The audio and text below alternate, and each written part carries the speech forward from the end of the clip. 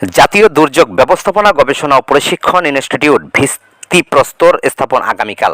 এমদাদুল হকের প্রতিবেদনে বিস্তারিত। গাজীপুরের ২৭ টঙ্গীতে আগামীকাল ২০ মে অনুষ্ঠিত হতে যাচ্ছে জাতীয় দুর্যোগ ব্যবস্থাপনা গবেষণা ও প্রশিক্ষণ ইনস্টিটিউট ভিত্তিপ্রস্তর স্থাপন ও সুধী সমাবেশ।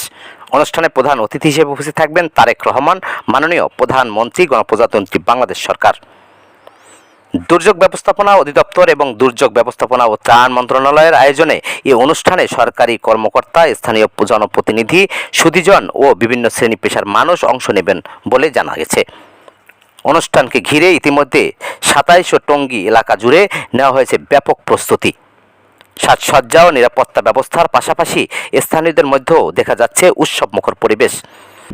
সংশ্লিষ্টরা জানিয়েছেন, আধুনিক এই গবেষণা ও প্রশিক্ষণ ইনস্টিটিউট নির্মিত হলে দুর্যোগ মোকাবিলা, গবেষণা এবং দক্ষ জনবল তৈরিতে গুরুত্বপূর্ণ ভূমিকা রাখবে।